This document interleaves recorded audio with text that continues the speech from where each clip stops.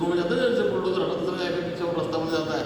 इस तरह से सारे के सारे साथी आप पढ़े, और मैं आपको भगवान से प्रार्थना करता हूँ कि इस तरह के आयोजनों की और आपको क्षमता दे, जिससे कि आपका आशीर्वाद भगवान आया सुनते हैं। मैं आपसे ये कहना चाहता हूँ, जिस दिन मैं यहाँ आया था उस दिन और आज में काया पलट हुई है। ना तो ये बाहर का डेवलपमेंट हुआ था, ना उस दिन हुआ था। और सबको एक बात और बता दूँ, पलायन वाली बात में एक बात और कहता हूँ, मेरे फादर गाँव से दिल्ली आए थे, और जब गाँव से दिल्ली आए थे पवन जी, तो साइकिल से आए थे। हालांकि अगर वैसे जाए तो 65 किलोमीटर पड़ता है, लेकिन अगर ये बीच वाली नहर की तरफ आए थोड़ा कम पड़ जाता होगा, लेकिन साइकिल से आना जाना भी एक उनकी तपस्या थी, जिसके कारण हम दिल्ली में बसे। लेकिन उन्होंने प्रण लिया कि मैं दिल्ली में रहूँगा, तो क्योंकि ट्रांसफर तो बिल्कुल खाली पड़ी थी उस समय, तो उन्होंने कहा कि पिताजी ने आगे दिल्ली में रहना, तो बोला दिल्ली तो भी बीच की दिल्ली में रहेगी। अब नीचे अपना बागपत से लगता है, जमुना से इधर तो ऐसे बागपत से लगता है। तो जब आके यहाँ रहे तो उसके बाद मुझे कहा करते थे, अपने बैठे रहते थे, कई बार उनमें बात किया करते थे, तो वो कहते थे कि दिल्ली का एक अलग चरित्र है। दिल्ली कभी किसी को दे के नहीं भेजती, दिल्ली लेती रहती है। आप जब दिल्ली में आए तो दिल्ली में यहाँ वेतन मिलना शुरू हुआ ना, शुरू में माता पिता को वेतन दिया, फिर शादी होगी, फिर पत्नी मिल गई। अब पहले वाली तो पत्नी है नहीं कि गाँव में रह लो तो हर संडे को आ जाऊँगा या हर महीने, आपको साथ चाहिए, थोड़ा कल्चर बदल रहा है, जनरेशन गैप है। तो अब वो सब के साथ फिर लोग चलो भाई पत्नी को भी लेकर आना है। अब पत्नी को लेकर आए तो HRS से जाते तो किराया लग जाता है, तो एक छोटा सा घर भी ले लें। थोड़े दिन के बाद 5, 6, 7 साल के बाद जब थोड़ा सा संग्रह हो, घर का संग्रह होता है, फिर घर लेने का विचार करता है, और घर लेने के बाद फिर बच्चे ही पढ़ते हैं। तो कहने का मतलब दिल्ली की कमाई दिल्ली में रह जाती है और घर की कमाई और दिल्ली में आ जाती है। इसलिए दिल्ली दे के नहीं भेजती, दिल्ली अपना कमाया वहीं पर रख लेती है। ये दिल्ली की फितरत है। लेकिन जीवन को अच्छे जीने के लिए सुंदर घर की भी आवश्यकता होती है, बच्चों की पढ़ाई की भी आवश्यकता होती है, जो आपको सारी की सारियाँ मिली हुई हैं। और जो अभी मैंने यही सुना कि घर जो है ना, घर गांव का घर वो जरूर वाकई में होना चाहिए। हम जन्मभूमि को अपने को हमेशा जिंदाबाद रखें, गांव में अपना भाईचारा कायम रखें, क्योंकि गांव से हमारे संस्कार हैं। अगर हम गांव से नाता तोड़ देंगे तो हमारे बच्चों के संस्कार टूटते चले जाएंगे। बच्चों को पता होना चाहिए हमारा गाँव था या हमारा गाँव है, मेरे दादा दादी थे, उनको स्टोरी सुनाएं, उनको हर संडे बैठ के अपने परिवार की बैकग्राउंड बताएं।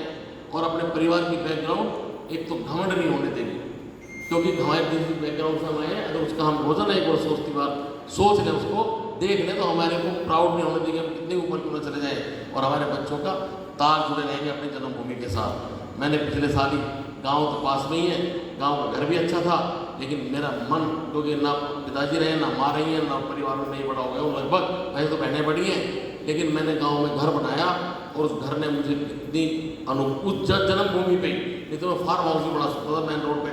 गाँव भी बड़ा हमारा समृद्ध गाँव है, लेकिन उसमें भी मेन रोड पर बना सकता था।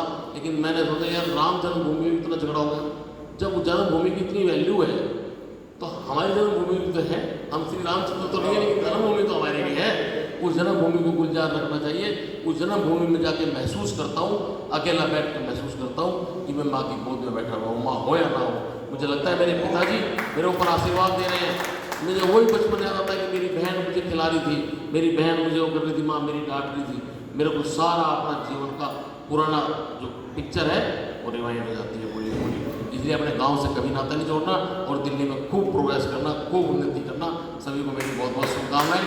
टाइम लेट आया और टाइम ज़्यादा लिया, इसके लिए मैं क्षमा प्रार्थी हूँ।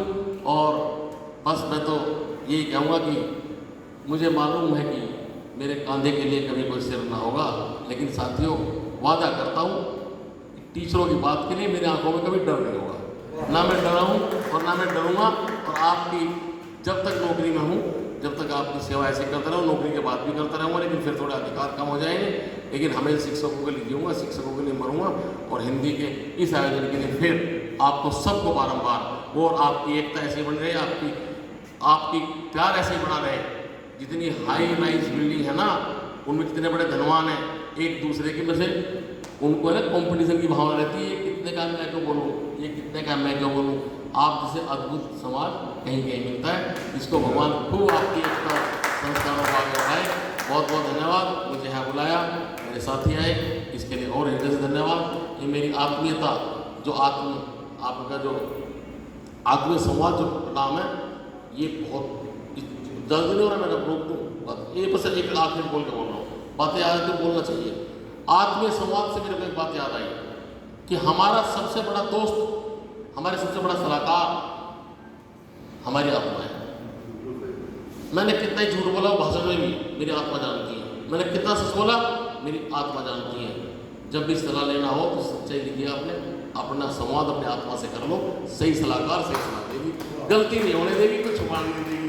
हम छुपाते तो मित्रों से हैं, हम छुपाते समाज से हैं, छुपाते हम साथियों से हैं, और वही हमारा अपराध। तो जब आत्मा हमारे संवाद करेंगे, आपने बहुत अच्छा लिखा, पिताजी के सारे जो सद्गुण हैं वो आप में परिवर्तित होते नजर आ रहे हैं, उनका प्रदर्शन नजर आ रहा है। इसके लिए पिताजी के चरणों में मेरा नमन। सब हमारे माता पिता इस संस्कारों से आज ही आगे बढ़ते रहे, सभी के माता पिताओं सबको, और वो हमारी धरती को वंदन, और इस जमीन को भी वंदन कि अच्छे अच्छे लोग आने लगे, धरती माता इनको अच्छे से वो देना, संभालना। तो ये बहुत बहुत धन्यवाद के साथ मैं अपनी वाणी को विराम देता हूँ। बहुत धन्यवाद सर।